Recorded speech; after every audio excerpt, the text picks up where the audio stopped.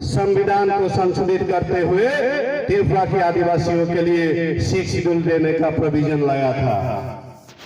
लेकिन जब 6 शेड्यूल बना, 6 शेड्यूल बनने के बावजूद भी यहाँ की जो षड्यंत्रकारी जो सरकार, चाहे वो सीपीएम की हो सकते हैं, चाहे वो कांग्रेस की हो सकते हैं, चाहे वो बीजेपी की हो सकते हैं, हमारे अधिकारों को छीनने के काम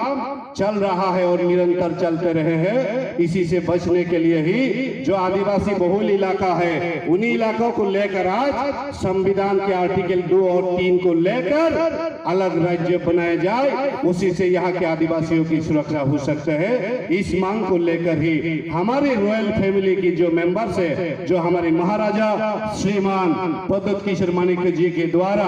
आज ये कदम उठाया गया है कि त्रिपुरा में त्रिपुरा के आदिवासियों को, त्रिपुरा की संस्कृतियों को, त्रिपुरी भाषाओं की जो कॉकबरों को, जो आज के दिन में 19 ट्राइब है, इनके अस्तित्व को बचाने के लिए अलग राज्य की सिवाय कोई दूसरा रास्ता नहीं है। ये आज की जो लड़ाई है, ये चुनाव लड़कर सत्ता में आने के लिए नहीं, बल्कि ये देश की सरकार को दिखाना है कि हमारे एकता के बल पर हमारे भविष्य को बनाने के लिए ये जो लड़ाई है, इस चुनाव में हम वोट के द्वारा दिखाना चाहते हैं। लेकिन आप लोग ये मत सोचिएगा कि सत्ता में आने के लिए ये लोग लड़ रहे हैं, इसलिए ये आपसे नहीं हमारी लड़ाई। मैं उन भाइयों को भी कहना चाहता हूं, मैं उन बहनों को भी कहना चाहता हूं जो उनके पूर्वज वर्तमान बांग्लादेश से आए हुए थे, अपनी जिंदगी बचाने के लिए यहाँ आज गुजर बसर कर रहे हैं, यहाँ सुखी की जिंदगी जी रहे हैं। उन लोगों की भी सोचना चाहिए, जब आपके उस समय पर आपके ऊपर खतरा आया था, जब आप खतरा महसूस करके यहाँ भागते हुए आए थे, आज हम लोग भी खतरा महसूस कर रहे हैं। उस खतरे से बचने के लिए आप लोग हमारी साथ देना चाहिए कि नहीं देना चाहिए, आप लोग भी सोच लीजिए, क्योंकि ये जानकारी लेकर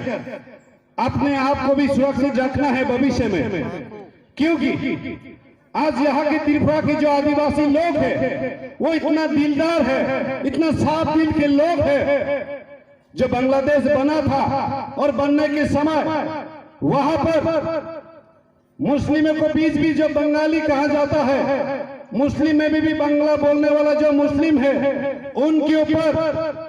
आज की जो पाकिस्तान है, वहां से आकर यहाँ पर उन लोगों के ऊपर अत्याचार किया जाता था। उस समय अपनी जान बचाने के लिए, अपनी माँ बहन की इज्जत बचाने के लिए हमारे इस राज्य में आया था, सुरक्षित रहने के लिए, सुरक्षा देने के लिए। ये लोगों, इन लोगों को हमने जो लोग, जो बहन, जो भाई, उनकी तन में कपड़े नहीं थे, खाली बदन आए हुए थे, उन लोगों को हमारे बुजुर्गों ने, जो हमारे पूर्वज ने उस समय जो थे, उन लोगों ने लोगों को खाने के लिए अन्न दिया, पहनने के लिए कपड़ा दिया, इंसानियत के नाते। लेकिन वही लोग आज हमारे राजनीतिक अधिकारों को छीन चुका है, वही लोग आज